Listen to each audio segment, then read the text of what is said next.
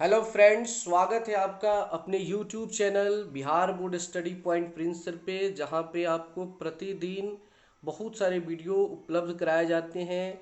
Lucent book के line by line video मिलते हैं, साथ ही साथ क्लास 9 से लेकर क्लास 12 के सभी विषय के वीडियो भी अपलोड होते रहते हैं। तो चलिए, आज का हमारा टॉपिक है, ये 9वां भाग है लुसेंट का, बौद्ध धर्म। तो आज हम लोग पूरे इस क्लास में पढ़ने वाले हैं केवल बौद्ध धर्म के बारे में। अगर इस वीडियो को आप देख लेते हैं तो एग्जाम में बौद्ध धर्म से संबंधित अगर कोई भी क्वेश्चन पूछा गया तो आपसे गलती नहीं हो सकती, अगर आप वीडियो को लास्ट तक देखते हैं तो। मैं बार बार बोलता हूं कि आप लोग नोट्स बनाते चलिए, नोट्स बनाएंगे तो और अच्छा रहता है। लिखने से और बहुत चीज़ याद होता है, देखने से तो याद होता है ठीक है, लेकिन बट आप इसे लिखना भी शुरू कीजिए, इसका नोट्स भी आप लोग बनाइए। तो चलिए शुरू करते हैं इसका पहला क्वेश्चन। बौद्ध धर्म के संस्थापक कौन थे?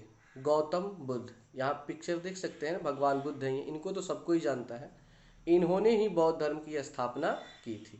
ये बौद्ध धर्म के संस्थापक है। जैसे कि पिछले क्लास में हमने पढ़ा कि जैन धर्म के संस्थापक थे ऋषभ देव, उसी तरह ये बौद्ध धर्म के संस्थापक थे गौतम बुद्ध।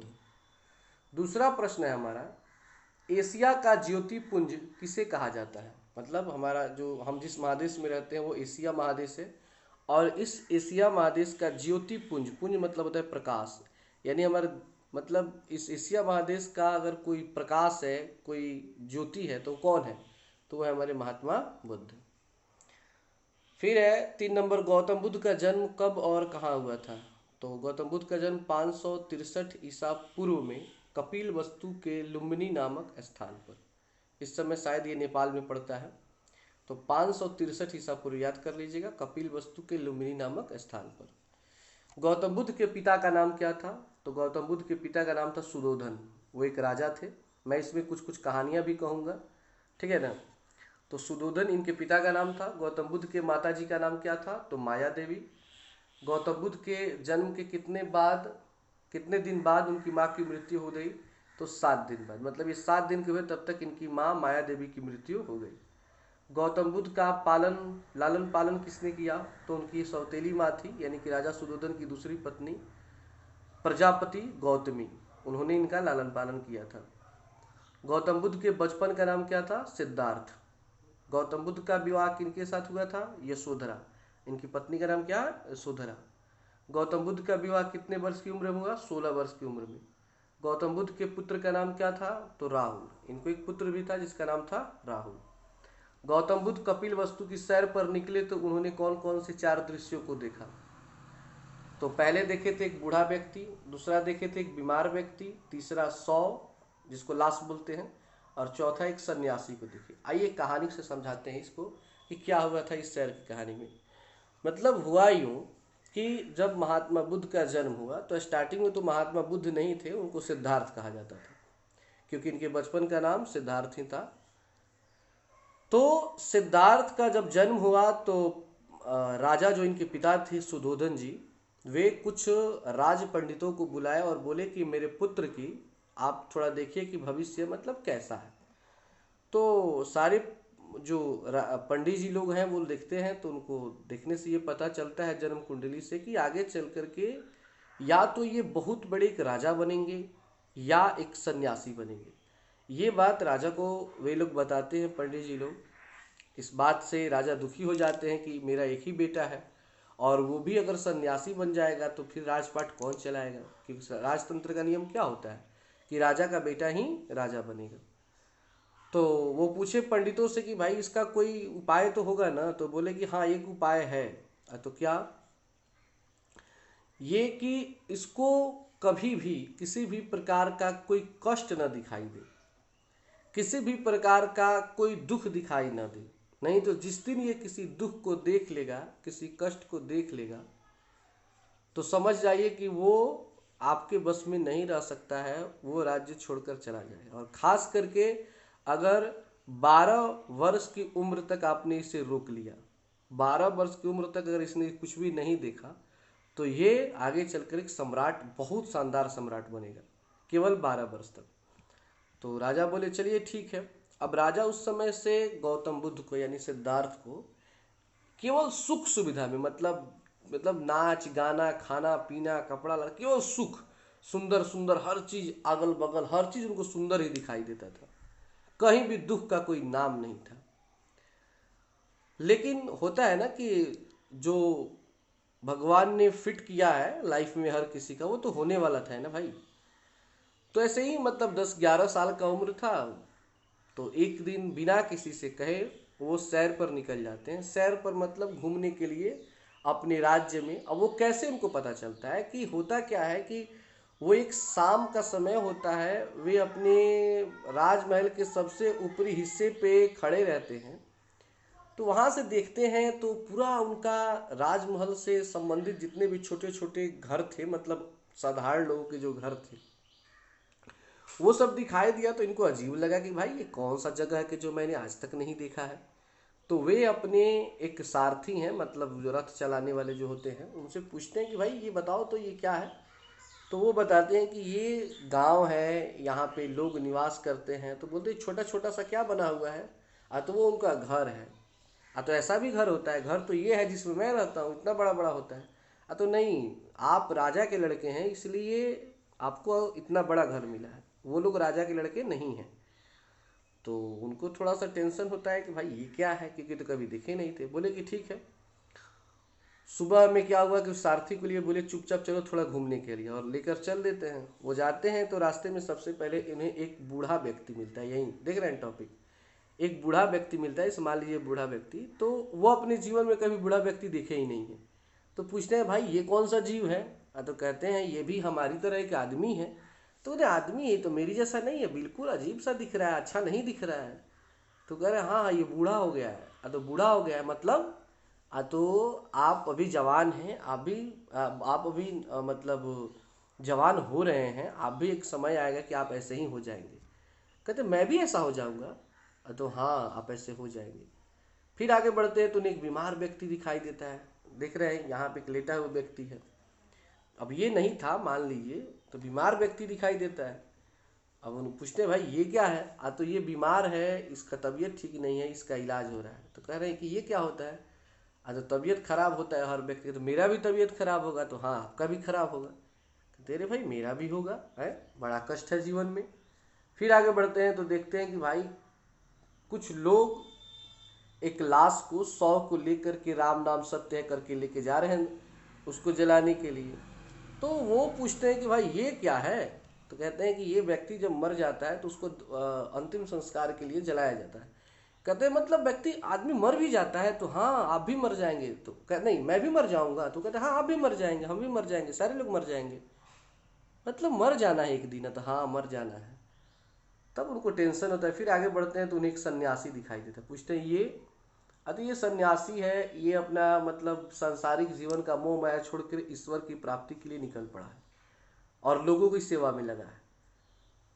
तब ये सारा चीज देखकर उनके मन में आता है यार ये जीवन बेकार है कि आदमी बूढ़ा होगा, बीमार पड़ेगा, फिर मर जाएगा, क्या फायदा इस जीवन का। इससे अच्छा है कि लोगों की सेवा करो और ज्ञान की प्राप्ति करो, ईश्वर में लीन हो जाओ। उसके बाद वे घर का त्याग कर देते हैं।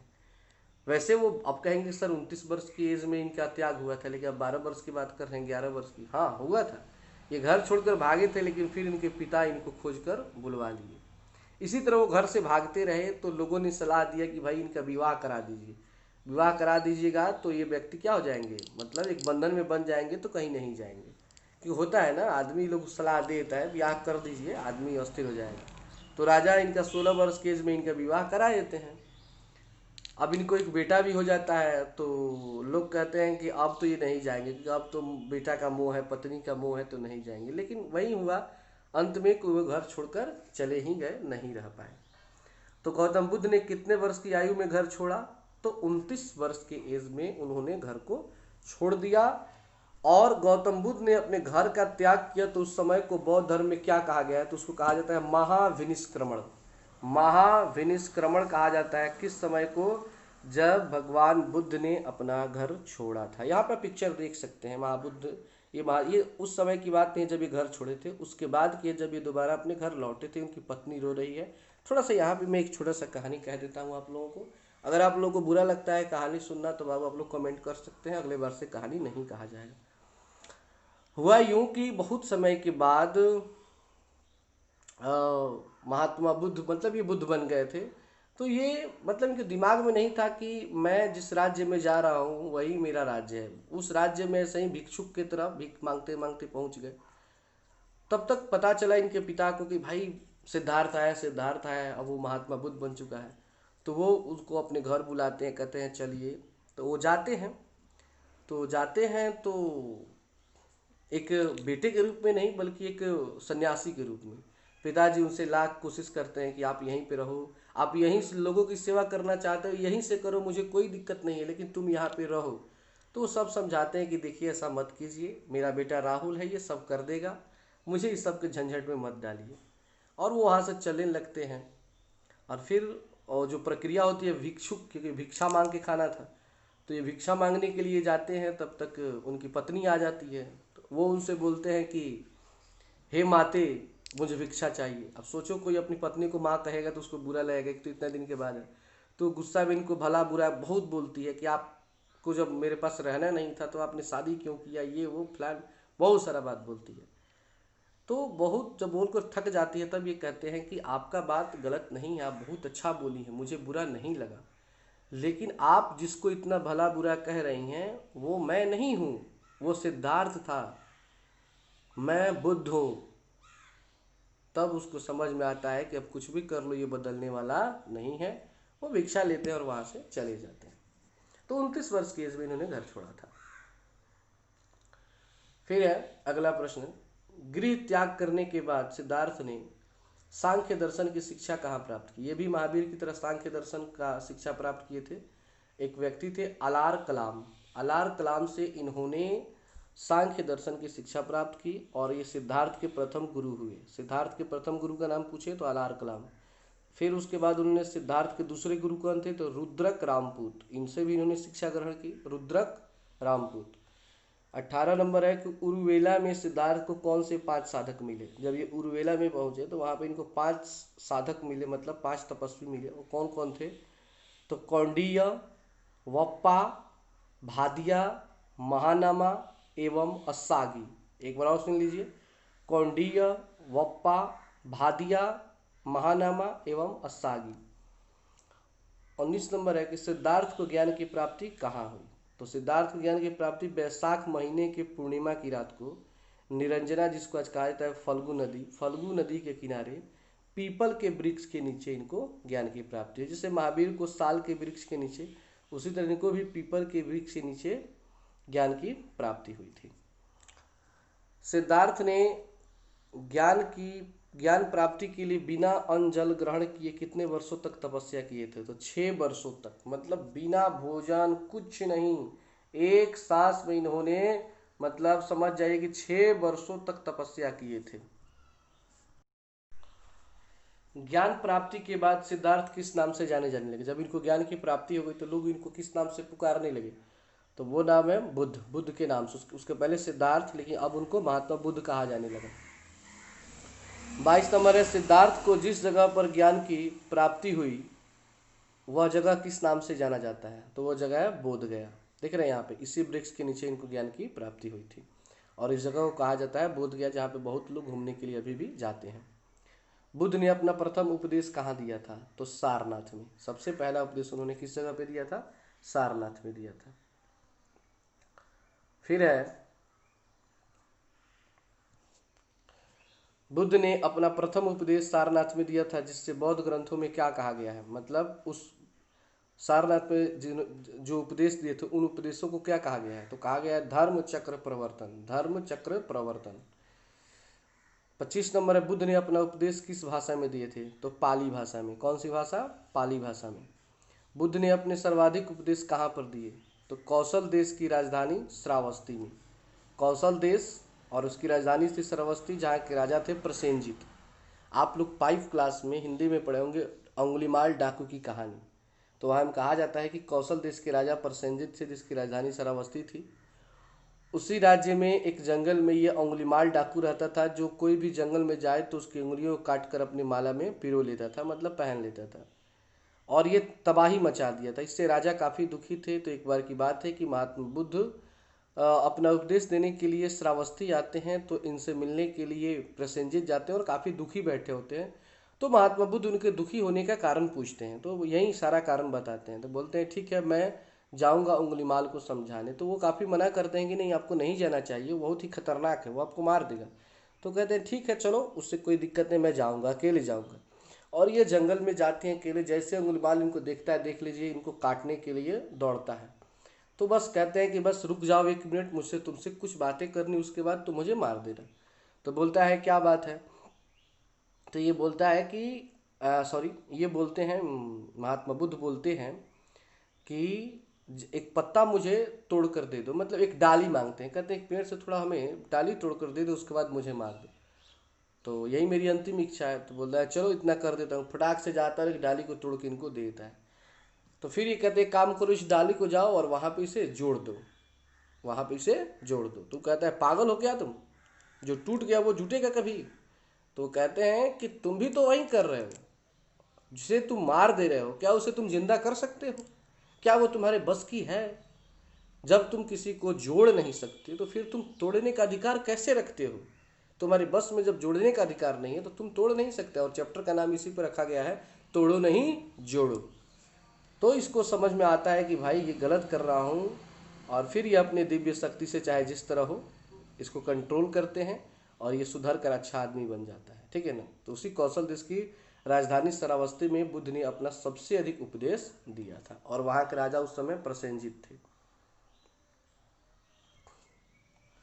गौतम बुद्ध के प्रमुख अनुयायी शासक कौन कौन थे? मतलब गौतम बुद्ध के अनुयायी शासक कौन कौन थे? तो बिंबिसार थे, प्रसेनजित और उदयन। ये लोग बौद्ध धर्म को अपनाए थे। जैन धर्म में भी ये लोग थे, उदयन। गौतम बुद्ध की मृत्यु कब और कहाँ हुई? तो इनकी मृत्यु हुई थी 483 ईसा पूर्व में, 80 वर्ष की अवस्था में, कुशीनारा, जो देवरिया उत्तर प्रदेश में पड़ता है। तो कुशीनारा में 80 वर्ष की उम्र में 483 ईसा पूर्व में इनकी मृत्यु हो गई थी। अगला प्रश्न है महापरिनिर्वाण क्या है? तो महापरिनिर्वाण का अर्थ होता है मृत्यु। इसका अर्थ क्या होता है? मृत्यु। महात्मा बुद्ध की मृत्यु के समय को ही महानिर्वाण के नाम से जाना जाता है। मतलब जब उनकी मृत्यु हुई ना तो उसको महापरिनिर्वाण कहा जाता है। महात्मा बुद्ध का अंतिम संस्कार किसने किया? तो मल्लों ने किया था। यानी मल्ल युद्ध समझते हैं, जो लड़ने वाले होते हैं योद्धा लोग, तो उन लोगों ने इनका अंतिम संस्कार किया था। 31 नंबर है कि महात्मा बुद्ध की मृत्यु के बाद बुद्ध के शरीर के अवशेषों को कितने भागों में बांटकर स्तूपों का निर्माण कराया गया? तो 8 भागों में बांटकर और उसको अलग अलग जगह पर रख के स्तूप बना दिया गया। बुद्ध के जन्म एवं मृत्यु को चीनी परंपरा के किस अभिलेख के आधार पर निश्चित किया गया? मतलब महात्मा बुद्ध का जन्म और मृत्यु, इन सब के बारे में एक चीनी परंपरा है, मतलब चाइनीज लेख है, उस पर टोटल लिखा गया है, क्योंकि चीन में भी बौद्ध धर्म ही चलता है। तो कैंटोन अभिलेख में महात्मा बुद्ध के जन्म और मृत्यु की तिथि को लिखा गया है। 33 नंबर है कि बौद्ध धर्म के बारे में हमें विशेष ज्ञान किससे प्राप्त होता है? तो वो एक पुस्तक है, त्रिपिटक। तो त्रिपिटक से हमें बौद्ध धर्म के बारे में ज्ञान की प्राप्ति होती है। तृष्णा को क्षीण हो जाने की अवस्था को बुद्ध ने क्या कहा है? तृष्णा में जब आपके अंदर से सभी गलत आदतें छूट जाएंगी, आपके अंदर से जो भी कमियां समाप्त हो जाए, तो समझ जाइए कि अब आप निर्वाण के लायक हो गए हैं। मतलब अब इस संसार से आप जाने के योग्य हो गए हैं, अब आपसे कोई समस्या नहीं है। विश्व दुखों से भरा है का सिद्धांत बुद्ध ने कहाँ से लिया? तो उपनिषदों से लिया था, उपनिषद से लिया था। विश्व दुखों से भरा हुआ है। बुद्ध के अनुयायी कितने भागों में बटे थे? तो बुद्ध के अनुयायी 2 भागों में बटे थे, एक भिक्षुक थे और एक उपासक थे। भिक्षुक का अर्थ होता है जो भिक्षा मांग कर अपना दिनचर्या चलाए, जो शादी विवाह न करे। और उपासक भी थे, मतलब ये आप शादी विवाह भी कर सकते हैं, गृहस्थ जीवन जी सकते हैं और बौद्ध धर्म को अपना सकते हैं। बौद्ध संघ में सम्मिलित होने के लिए न्यूनतम आयु सीमा कितने वर्ष की थी? तो 15 वर्ष। मतलब 15 वर्ष के नीचे के लोगों को बौद्ध धर्म में नहीं लिया जाता था। कम से कम आपका उम्र 15 वर्ष होना चाहिए। 38 नंबर क्वेश्चन है कि बौद्ध धर्म में प्रविष्टि होने को क्या कहा जाता था? अगर कोई भी व्यक्ति अगर बौद्ध धर्म में प्रवेश करता था, मतलब उसको अपनाता था, तो उसे क्या कहा जाता था? उसे कहा जाता उपसंपदा, उपसंपदा। 39 नंबर है कि बौद्ध धर्म के त्रिरत्न कौन कौन है? तो बौद्ध धर्म के त्रिरत्न है बुद्ध, धम्म एवं संघ। बुद्ध, धम्म एवं संघ। 40 नंबर है चतुर्थ बौद्धिक संगीति के बाद बौद्ध धर्म को कितने भागों में बांट दिया गया? मतलब चतुर्थ यानी चौथा बौद्ध संगीति हुआ, उसके बाद बौद्ध धर्म को दो भागों में बांट दिया गया, एक हीनयान और एक महायान। एक हीनयान एगो महायान। 41 नंबर है कि धार्मिक जुलूस का प्रारंभ सबसे पहले किस धर्म के द्वारा प्रारंभ किया गया? मतलब धार्मिक समय में कोई भी जुलूस निकलता है, ये परंपरा किस धर्म से चली आ रही है? तो जब से बौद्ध धर्म की स्थापना हुई। बौद्ध धर्म का सबसे पवित्र त्यौहार कौन सा है? तो बैसाखी पूर्णिमा, जिसे बुद्ध पूर्णिमा के नाम से भी जाना जाता है। इस पर्व को इसलिए मनाया जाता है क्योंकि बुद्ध पूर्णिमा के दिन ही महात्मा बुद्ध का जन्म हुआ था। मतलब बौद्ध धर्म में सबसे ज़्यादा बुद्ध पूर्णिमा को मनाया जाता है क्योंकि उसी दिन महात्मा बुद्ध का जन्म हुआ था। फिर है निर्वाण का अर्थ क्या होता है? तो दीपक का बुझ जाना, अर्थात जीवन मरण चक्र से मुक्त हो जाना। यानी जन्म होना, मरण होना, इन सारे चीज़ों के दुख से जब आप मुक्त हो जाएंगे, किसी प्रकार का टेंशन नहीं रहेगा कि हम मरेंगे जिएंगे, तो समझिए आपको निर्वाण की प्राप्ति हो गई, यानी आप चले गए। बुद्ध ने किस मार्ग पर चलने का उपदेश दिया? मध्यम मार्ग पर। एक कहानी मैं कह सकता हूँ, लेकिन बाद में लास्ट में मैं कहूँगा मध्यम मार्ग क्यों उन्होंने कहा था। किस संबंध में बौद्ध धर्म एवं जैन धर्म में समानता है? तो अनिश्वरवाद के संबंध में बौद्ध धर्म और जैन धर्म में समानता है। बुद्ध की प्रथम मूर्ति किस कला के अंतर्गत बनी थी? तो मथुरा कला। और लास्ट क्वेश्चन है, महात्मा बुद्ध की 123 फीट ऊंची मूर्ति हिमाचल प्रदेश के किस झील में है? तो रेवाल सर झील में इनकी 123 फीट ऊंची मूर्ति बनी है हिमाचल प्रदेश में। यहाँ बात हो रही थी मध्यम। हुआ यूँ कि जब महात्मा बुद्ध तपस्या कर रहे थे 6 वर्षों तक, जो मैंने बताया, तो ये अन्न जल पूरा त्याग कर दिए थे, सब चीज़ छोड़ दिए थे। और जहाँ पे ये तपस्या कर रहे थे उसके बगल में एक कुआं था। अब पहले के जो लोग थे वो कुआं से ही पानी लेते थे। तो औरतें क्या होती थी कि कुआं से पानी लेने आती थी तो डेली देखती थी कि भाई ये कौन सा व्यक्ति है जो डेली एक ही मुद्रा में एकदम एक ही एकदम स्थिति में दिखाई दे रहा है, ना खा रहा है ना पी रहा है, एकदम उसका अलग ही जिंदगी हो गया है। तो उसी में से एक औरत मतलब टोन मारती है, मतलब एक नहीं होता है, कहावत कहती है कि बीड़ा की रस्सी को इतना कस न दो कि टूट ही जाए, और इतना ढीला भी ना कर दो कि वो आवाज़ ही ना करे। इस बात पर उनकी आंखें खुली और उनको ज्ञान की प्राप्ति हो चुकी थी, और वो इसी मार्ग पर फिर चले, तब जाकर उनको ज्ञान की प्राप्ति हुई। आंखें खुल गई, छोड़ दिए भाई, ऐसा नहीं। मतलब कहने का अर्थ था कि बीड़ा की रस्सी को इतना कस न दो। अगर ज़्यादा रस्सी को कस देंगे, खींच बजाएंगे तो वो टूट जाएगा, और ज़्यादा ढीला छोड़ देंगे तो वो क्या हो जाएगा, मतलब आवाज़ ही नहीं करेगा। मतलब व्यक्ति को जीवन में ना तो किसी चीज़ को पाने के लिए बहुत अधिक मेहनत करना चाहिए कि इतना ना कि सब चीज़ छोड़ दो, और इतना भी नहीं कि उससे मतलब किसी तरह काम चला रहे, मतलब मध्यम मार्ग। तो बुद्ध ने कहा था कि व्यक्ति को मध्यम मार्ग पे चलना चाहिए। तो इस तरह हमारा बौद्ध धर्म से संबंधित जितने भी क्वेश्चन है वो समाप्त होते हैं। फिर हम मिलते हैं एक अगले टॉपिक में।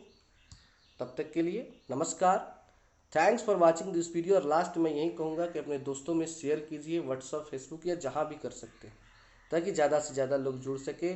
और कमेंट तो आप जरूर कीजिए कि आपको वीडियो कैसा लगा।